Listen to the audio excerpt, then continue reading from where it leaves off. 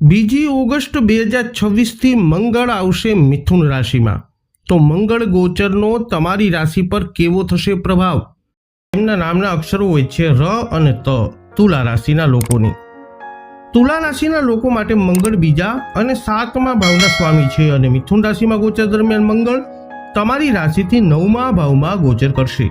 આ સ્થિતિ ભાગ્ય અને જીવનના દર્શનને અસર કરી શકે છે। આ સમયે કેટલાક લોકોને સ્વાસ્થ્ય સંબંધિત સમસ્યાઓ અને નાણાકીય પડકારોનો સામનો કરવો પડી શકે છે। જો કે આ સમય દરમિયાન વિદેશ યાત્રાની શક્યતા બની રહી છે અને આ યાત્રાથી લાભ મળવાની પણ શક્યતા રહેશે। આ સમય એવા વિદ્યાર્થીઓ માટે તકો લાવી શકે છે જે વિદેશમાં અભ્યાસ કરવા માંગે છે। નોકરી કરતા લોકોને કાર્યસ્થળ પર અનિચ્છનીય ટ્રાન્સફરનો સામનો કરવો પડી શકે છે। ઘણા લોકોને એવું લાગશે કે તેમને તેમની મહેનત મુજબ પરિણામ મળી રહ્યું નથી, જેના કારણે નોકરી બદલવાનો વિચાર પણ આવી શકે છે। વ્યાવસાયિક લોકોને આ સમયે નવા રોકાણો ટાળવાની સલાહ છે, કારણ કે નુકસાન થવાની સંભાવના દેખાઈ રહી છે। ત્રીજા ભાવમાં મંગળની દૃષ્ટિ હોવાથી માનસિક તણાવ અને નકારાત્મક વિચારો વધી શકે છે। તમારા સ્વભાવમાં અહંકાર અને આક્રમકતા ઉત્પન્ન થઈ શકે છે, જેના કારણે નાના ભાઈ બહેનો સાથે વિવાદ થઈ શકે છે। પિતા સાથે કોઈ બાબતે મતભેદ થવાની શક્યતા છે।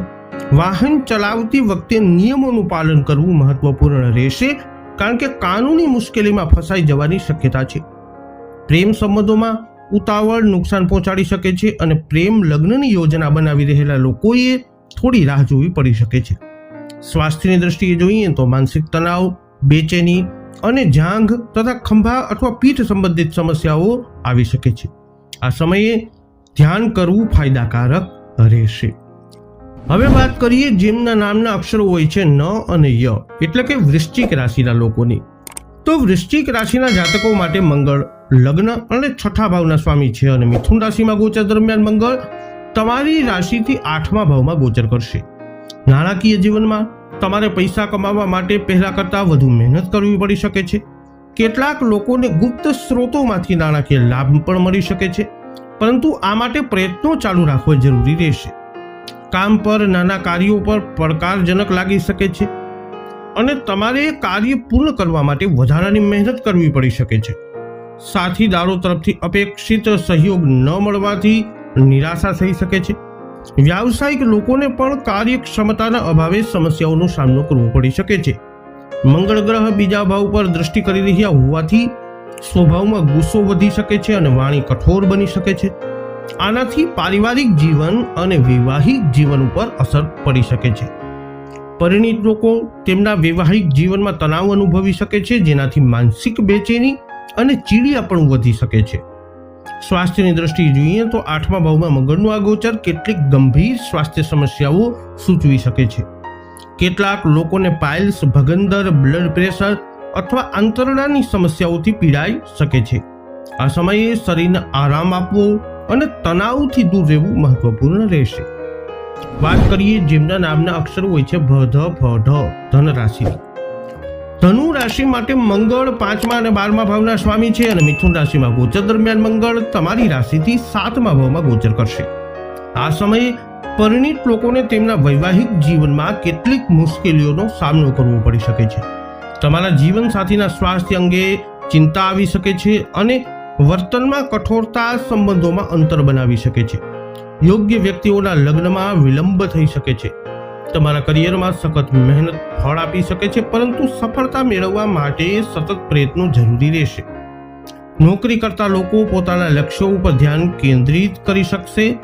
વ્યવસાયમાં ભાગીદારી સાથે સંકળાયેલા લોકોએ સાવચેત રહેવું પડશે, કારણ કે મતભેદ થવાની સંભાવના છે। પ્રથમ ભાવ ઉપર તમારી રાશિ ઉપર મંગળની દ્રષ્ટિ હોવાથી સ્વભાવમાં પરિવર્તન આવી શકે છે, જે વ્યવસાય અને ભાગીદારીને અસર કરી શકે છે। પારિવારિક જીવનમાં ઈર્ષાની લાગણીઓને કારણે પરિવારના સભ્યો સાથે દલીલ થઈ શકે છે। માતા પિતા સાથે મતભેદ પણ શક્ય છે। નાણાકીય રીતે આવક સ્થિર રહેશે, પરંતુ ખર્ચમાં વધારો થવાને કારણે બજેટ પ્રભાવિત થઈ શકે છે। સ્વાસ્થ્યની દ્રષ્ટિએ જોઈએ તો કઠોર વાણી માનસિક શાંતિને અસર કરી શકે છે। અનિયમિત બ્લડ પ્રેશરની સમસ્યા થવાની શક્યતા છે, તેથી નિયમિત તપાસ કરાવવી અને સંતુલિત જીવનશૈલી અપનાવવી તમારા માટે જરૂરી રહેશે। જેમના નામના અક્ષરો હોય છે ખ અને જ, મકર રાશિની। મકર રાશિના લોકો માટે મંગળ 11મા અને ચોથા ભાવના સ્વામી છે અને મિથુન રાશિમાં ગોચર દરમિયાન મંગળ તમારી રાશિથી છઠ્ઠા ભાવમાં સ્થિત થવાના છે. આ પરિસ્થિતિ કાર્યસ્થળ પર તમારી ઉર્જા અને સખત મહેનત વધારવા માટે સાબિત થઈ શકે છે. તમે પહેલા કરતાં વધુ મહેનતુ અને સ્પર્ધાત્મક દેખાશો. તમારા લક્ષ્યો સ્પષ્ટ હશે અને તમારી રણનીતિ એટલી મજબૂત હશે કે તમારા વિરોધીઓ પણ તમારાથી પ્રભાવિત થશે. કાર્યસ્થળ પર તમારી યોજના અને કાર્યશૈલીની પ્રશંસા થવાની શક્યતા છે. આ સમય ખાસ કરીને તબીબી ક્ષેત્ર સાથે સંકળાયેલા લોકો માટે સારો રહી શકે છે. રમતગમત અથવા શારીરિક પ્રવૃત્તિઓમાં સામેલ લોકોને પણ સારું પ્રદર્શન કરવાની તક મળી શકે છે. વ્યવસાય કરતા લોકો માટે આ સમયે દરેક નિર્ણય સમજી વિચારીને લેવા મહત્વપૂર્ણ રહેશે, કારણ કે ઉતાવળથી નુકસાન થઈ શકે છે. આ સમય દરમિયાન ઘણા લોકો તેમની અધૂરી ઈચ્છાઓ પૂર્ણ કરવા માટે પૈસા ખર્ચ કરી શકે છે, પરંતુ આ તેમની આર્થિક સ્થિતિને વધુ અસર કરશે નહીં. આ સમય વિદ્યાર્થીઓ માટે પણ સારો રહી શકે છે, ખાસ કરીને જેઓ સ્પર્ધાત્મક પરીક્ષાઓની તૈયારી કરી રહ્યા છે, જેમને સફળતા મળવાની શક્યતા છે. પારિવારિક જીવનમાં જોઈએ તો પિતા સાથે કેટલાક મતભેદો શક્ય બનશે, કારણ કે તેમના સ્વભાવમાં થોડી કઠોરતા આવી શકે છે. જોકે તમારી બુદ્ધિ પરિસ્થિતિને સંભાળી શકે છે. મામા પક્ષના લોકો સાથે વિવાદ થવાની સંભાવના છે, તેથી તેમનાથી અંતર જાળવવું વધુ સારું રહેશે. નાના ભાઈ બહેનોને લાભ મળવાની શક્યતા છે. પરિણીત લોકોને પરિવારમાં સારા સમાચાર મળી શકે છે, ખાસ કરીને જેઓ પોતાના પરિવારનો વિસ્તાર કરવાનું વિચારી રહ્યા છે તેમના માટે આ સમય અનુકૂળ હોઈ શકે છે. કોઈ નવી મોટી સ્વાસ્થ્ય સમસ્યાઓ આ સમયમાં નહીં આવે, પરંતુ જેઓ પહેલેથી જ કોઈ રોગથી પીડાઈ રહ્યા છે તેઓએ સાવચેત રહેવું પડશે. બહારનો ખોરાક ઓછો કરવો અને ફળો અને શાકભાજીનું સેવન વધારવું એ તમારા માટે વધુ સારું રહેશે. હવે વાત કરીએ જેમના નામના અક્ષરો હોય છે ગ, શ, શ, કુંભ રાશિની. તો કુંભ રાશિના લોકો માટે મંગળ 10મા અને ત્રીજા ભાવના સ્વામી છે. મિથુન રાશિમાં ગોચર દરમિયાન મંગળ એ તમારી રાશિથી 5મા ભાવમાં ગોચર કરશે.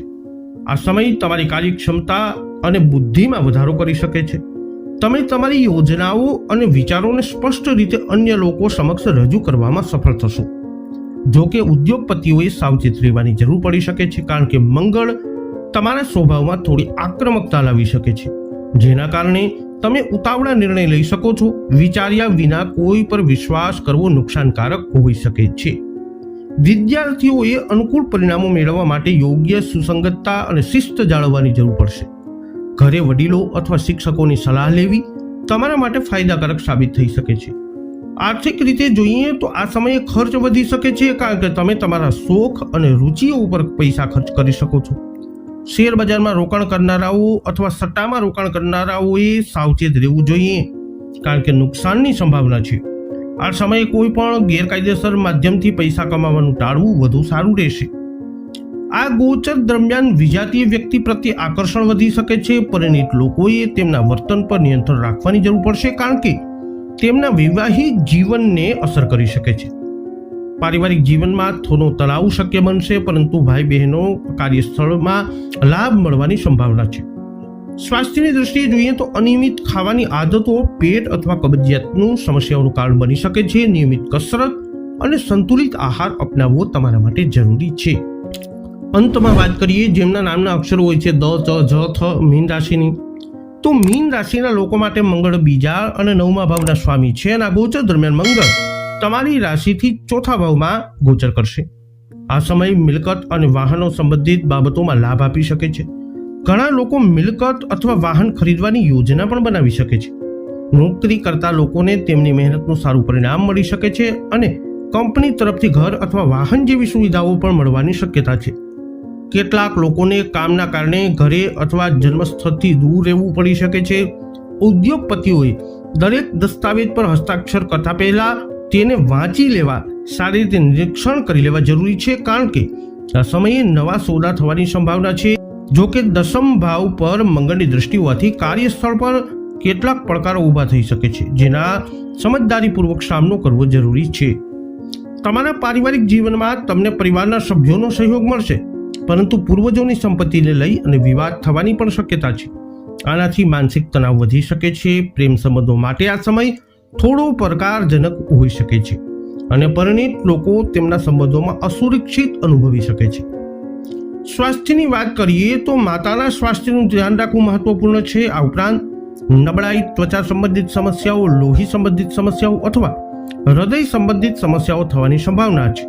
આ સમયે પૂરતો આરામ અને સારી ઊંઘ લેવી મહત્વપૂર્ણ રહેશે.